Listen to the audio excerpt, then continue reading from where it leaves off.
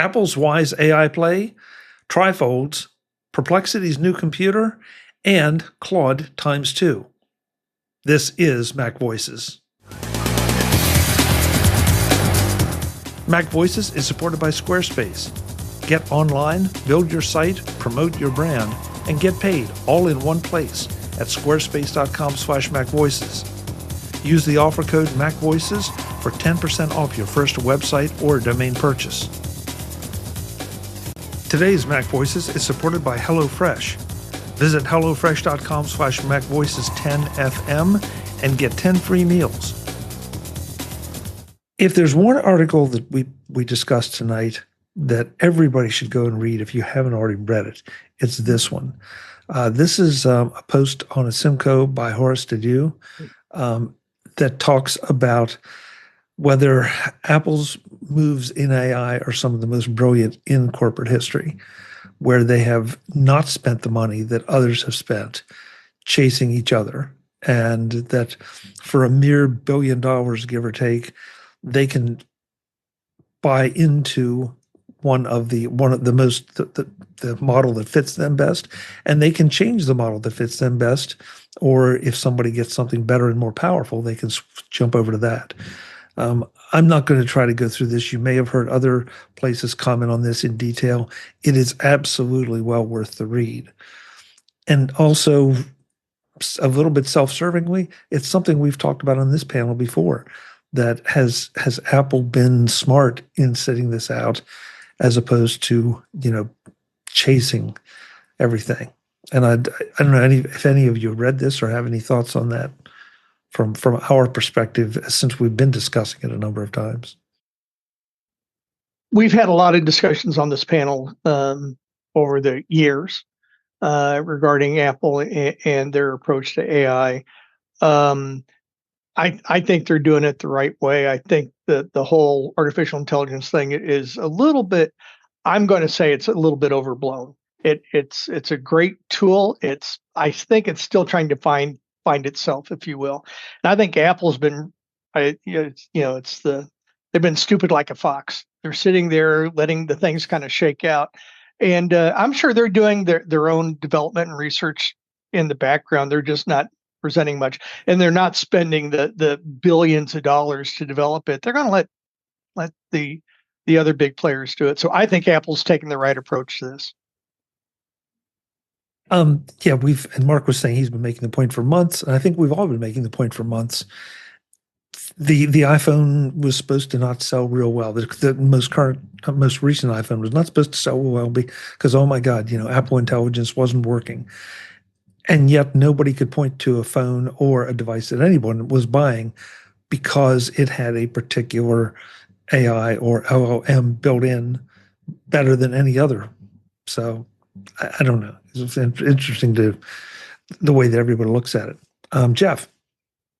Okay, what I find awesome, Chuck, is that I didn't actually say to you I have thoughts, but you just know how to read me well enough that you knew that I had thoughts. One of the many reasons why I love you, my friend. Okay, so yes, Apple has stumbled along the way with their AI efforts. However, they have been playing a long game for a long time, and they have been very successful in the places where they know how to execute on AI, or as they used to call it, machine learning. And we have features on our iPhones and our iPads and our Macs that work as well as they do because Apple knew how to get the right people to work on these things. And they were not the big flashy things. Yeah, they kind of stumbled when they tried to do some of the bigger flashy things, but they also knew that they had options. And that's where we are now. At least I think. They're focusing on the parts that they know that they can do better than everyone else. And then for the other parts that they think the market is showing interest in right now, then that becomes the modular plugin, the ChatGPT or the Perplexity or the whatever. I kind of like this article. It didn't really talk about the kind of silent experiment that Apple did, where they did the M2 server infrastructure that was going to roll out, and it was going to run all of their own AI models and be totally private. And then there was all the discussion about, well, is it still there or not there? Or were they going to use Google, or were they going to try something else? And kind of that stumbling has turned out, I think, maybe to be good, in that Apple didn't spend billions of dollars more and get nothing for it. And the fact they wanted everything private, so a lot of stuff needed to be on device, just gave them a lot of really powerful devices. And that's really helpful now. And powerful devices that needed to be energy efficient, which led to being able to have a Neo, or a phone that could do all kinds of stuff, run all day, and still have some battery left at the end of the day. That too has been really beneficial. And it's really going to be really hard for anybody else to catch up with that, because it's been years of work going into getting that effect. I don't know what's going to happen going forward. WWDC will be interesting, kind of hearing the rephrasing of where things are going, and if they're going to switch to using somebody else's servers, that energy messaging will be a little bit different. There's just a whole lot of change out there. I think the article maybe gives Apple more credit than it partly deserves. I think the kind of stumble and trying to roll out something that didn't really work sort of saved it. I don't know if they intended to stumble to save money, but it had that effect. Eric, Brittany is sort of echoing your thoughts there, the very last in the chat room. She said it can be both true that they were caught flat-footed, underserving the development side, and that not blowing your entire net worth on data centers is the right move. So, we all wanted to see the S lady be better. Maybe it's me, but I think she's been getting a little bit better in the past few weeks, because I've been doing more things with her, and I feel like it's not as good as some others. Certainly not on level with ChatGPT or Claude or any of those, but becoming more reliable, at least for me. I think you're just lowering your standards.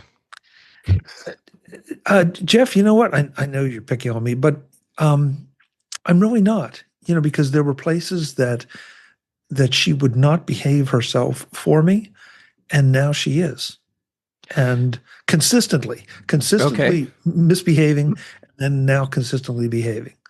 So I'm curious, and I'm not like trying to put you on the spot. No, what is she doing better for you now than she was? And maybe that's something I'm not doing and need to try. She is substantially better at controlling my home devices, because before it would be turn this on, turn that on. I can't find it. You don't have one of those. And now it turns on and it turns off. In fact, just tonight, I've been consistently forgetting to turn the lights on behind me. And tonight I thought, okay, so I told her to turn on the lights at well, depending on what time it is where you are, but 10 minutes before the show. 10 minutes before the show, the lights came up. And that was something she would not do before consistently. I don't want to say she's giving me excuses, but they just didn't turn on.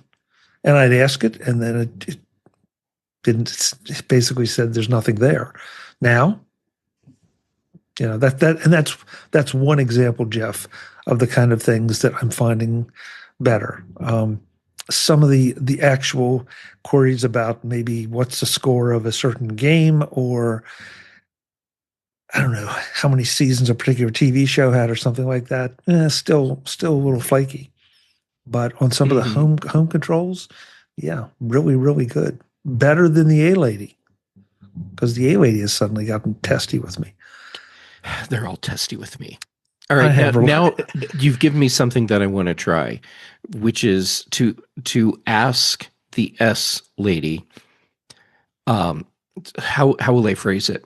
Hey, yes, lady, turn on my office lights 10 minutes before my next meeting and see if it gets all of that right. Okay. Like not give it anything more specific, just 10 minutes before my next meeting. Are you using Apple's calendar? Sure. Well, I use Fantastical. So yes, I'm using Apple's calendar because it's literally the same database that Apple's using. The same file. Same file. That'll be really interesting to see, Jeff. That's an interesting test because it relates to an app. It relates to something, in your schedule. So let us know how it goes. I will keep you posted. Please. That'll be a very interesting test. Let's see. So stepping away from the Apple world for a little while, my keyboard went to sleep. Wake it up. That's going to make it really difficult to paste things. There we go. So just today, this is brand new. Samsung has discontinued the Galaxy Z trifold, and it's only after about 3 months. David, don't hurt your eyes crying. I saw that. So the question I want to ask with a crazy price tag, is this a bellwether for trifolds, or is it just another example of Samsung maybe being out of the gate too quick with a product that wasn't as good as it could be or should be? Could be a good product, but it was also very pricey. $28.99 was quite an investment for a phone like that. It looked like a cool device. I never got to see it in person, but I have this feeling it didn't sell very well to get them off the market. So they just decided to pull it off the market. And I read that article and they said, yeah, you better go grab one while you can because they're going to be gone quickly. But yeah, it's just a relatively new technology. No one else was really doing a trifold. At least I haven't seen anyone that was worthy enough to at least take a look. I doubt Apple is going to even look at that. I mean, I know there's been rumors about them doing just a fold iPhone, but again, they're rumors. But yeah, I mean, I've had people ask me about them all the time. What think Apple's going to come out with one? Then I'm going to wait and I'm going to get that. I want that because I like to have the two screens and it folds but that market is just, I don't know, not excited about it. You must sure talk to different people than I talk to. Nobody asked me about. Oh, I actually had somebody in my office that asked me about it. Yeah, Wow. I was kind of surprised. I think just nobody talks to me, but I think this is a victory for the reality-based community. Yeah. Well, Jim, you've been a little bit hesitant to give out some of your contact information after the shows recently, so Marty, I know you had a foldable at one point. Any particular thoughts? Is it the trifold versus just a regular fold that might make the difference here? Is it the price tag? Wait a minute. Is there a fold that has taken off? I've got a Pixel Fold a while ago, and then picked up a Samsung. And the big thing for me was it's not in my ecosystem. So I had to keep making exceptions in order to be able to use it with the ecosystem I'm in. I kind of think this is getting ahead of the price tag in terms of the demand. And also Samsung has just debuted this new kind of seamless or pleatless kind of fold screen that they have, and it's rumored to be coming out in the iPhone Fold before it actually hits a Samsung Fold. So I think the price tag of this, the fact that why am I going to buy a screen that we know a better screen is going to be coming out in the future, but not on this device, and I think it helped tank sales. Those two things. Jeff? Excuse me. So sales in the U.S. Apparently not that great. Sales outside the US, they went much, much better. So sales may be playing a part in this. I have a feeling that a bigger part of Samsung's decision came down to complexity and manufacturing costs. And what they expected they were going to be paying to produce these shifted dramatically over the past few months.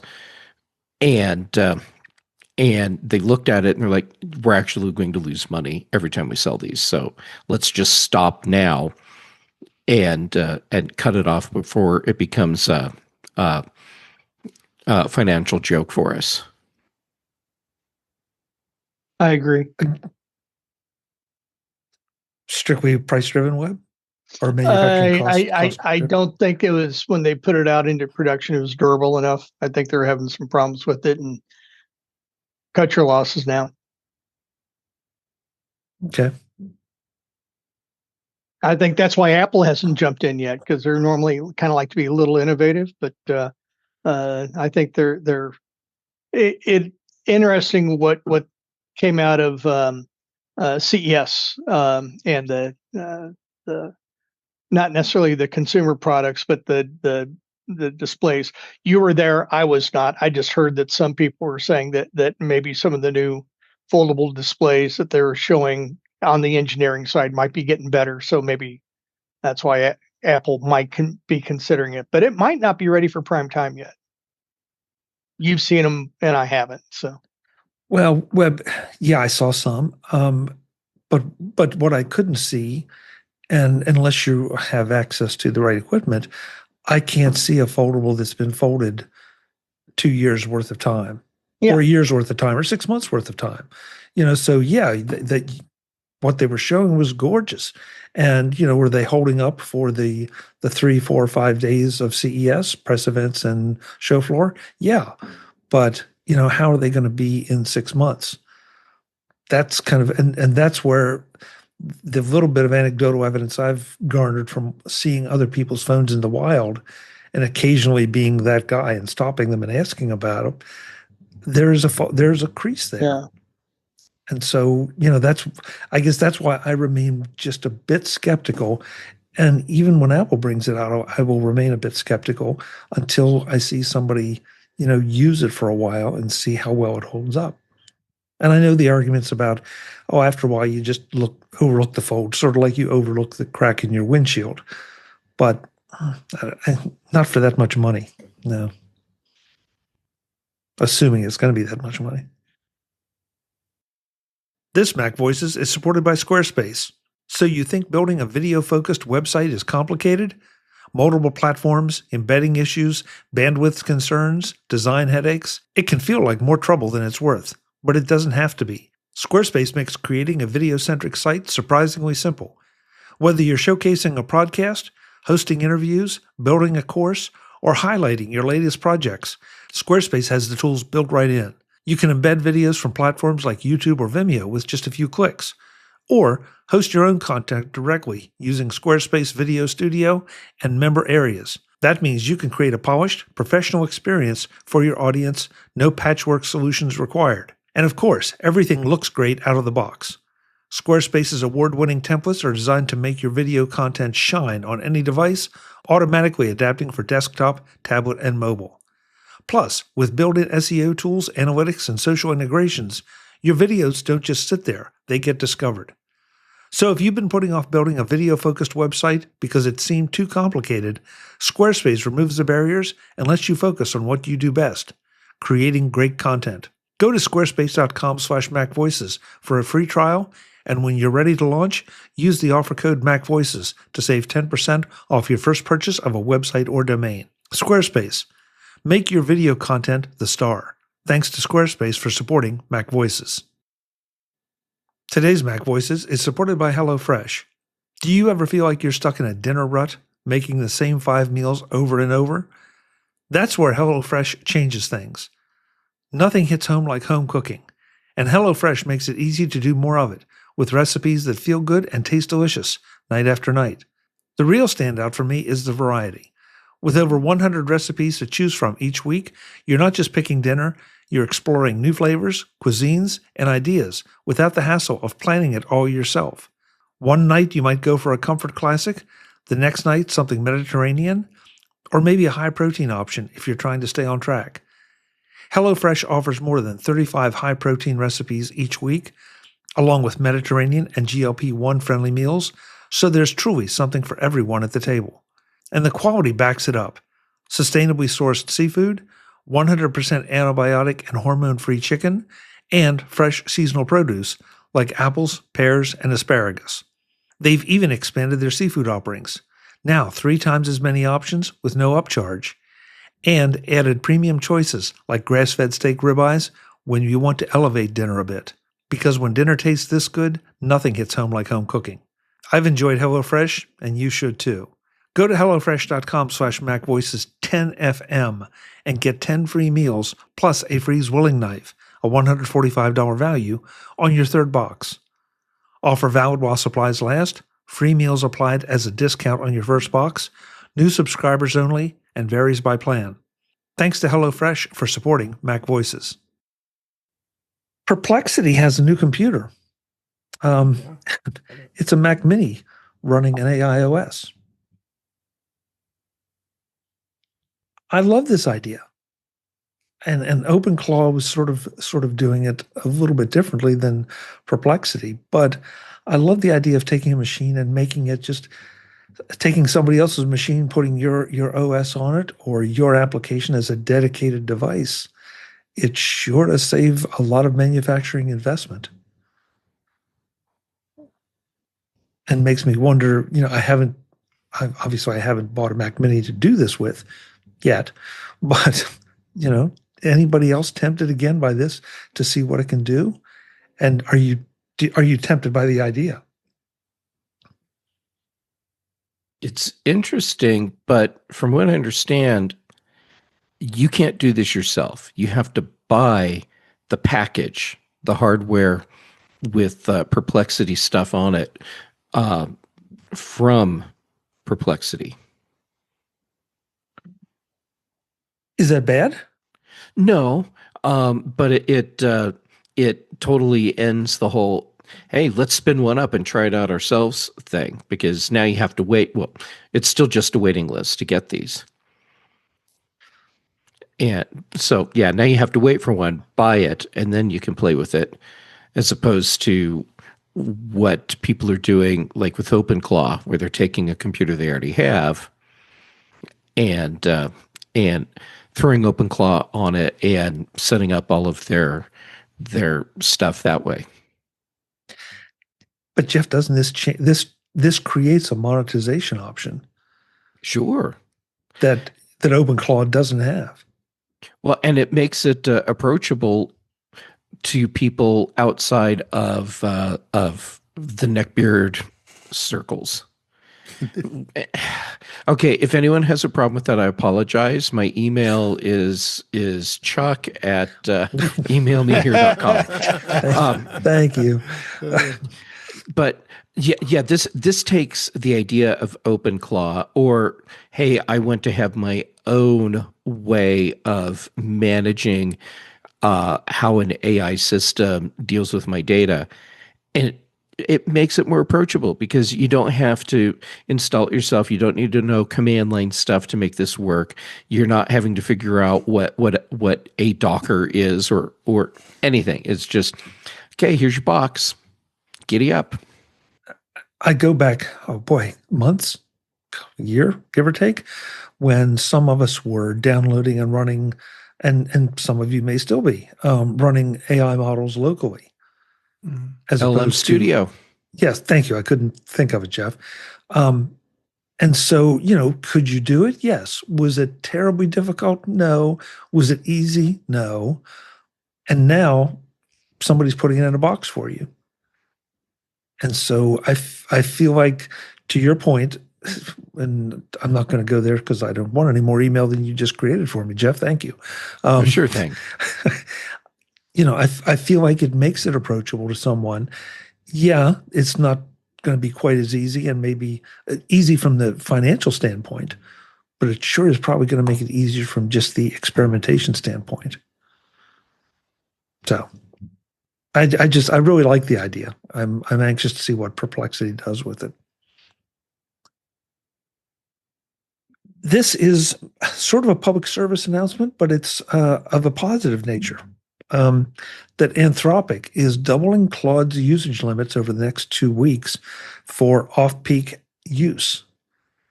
And I was glad to see this because I've been doing a couple projects with Claude, and I kept running into some of my usage limits. So I plan to take big advantage of this during this 2-week period. But if you have not tried Claude, and this does apply to free users as well, the people on the free plan, not just the paid users. So if you haven't played with Claude, now is the time. Just do it off hours. What qualifies as off hours? Jeff, if I remember the article correctly, I think it was 8 a.m. to 2 p.m. Eastern time. Okay. Excuse me. Those were the on hours. Everything else was off hours. Pardon me. Okay. That makes more sense. Yeah, sorry. So yeah, I've been having a very, very positive Claude experience. And if we have time later, I'll talk about a not so pleasant Copilot experience. Surprise.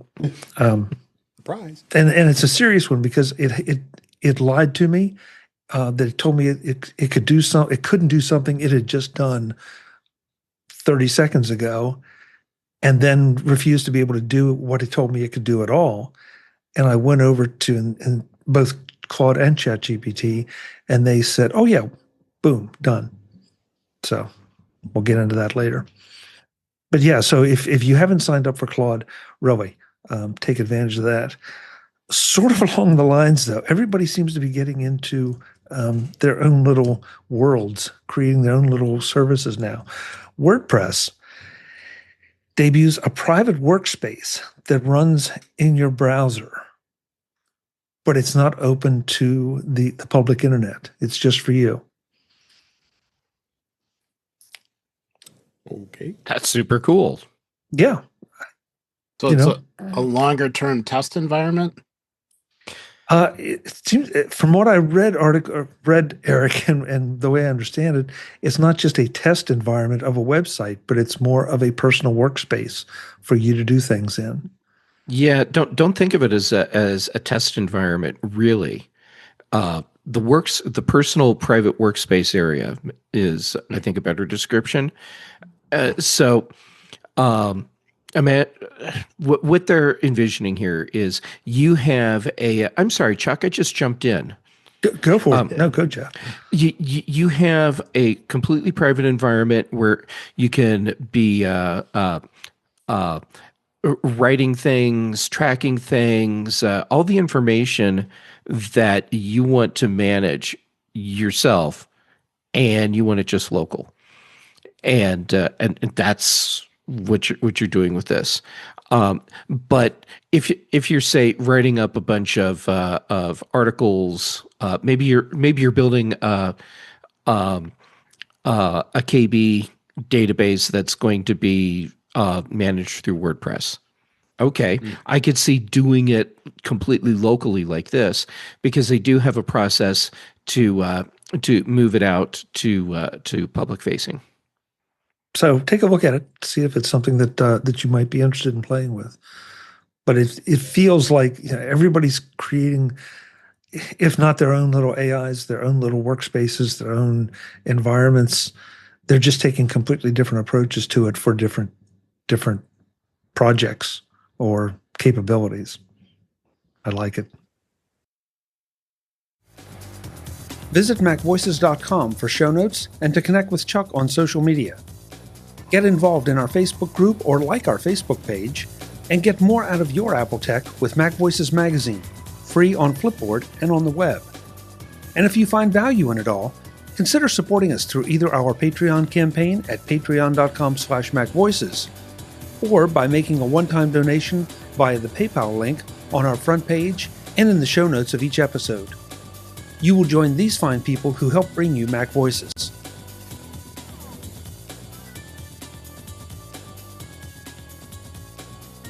Advertising handled by Backbeat Media at backbeatmedia.com. Bandwidth provided by CacheFly at cachefly.com.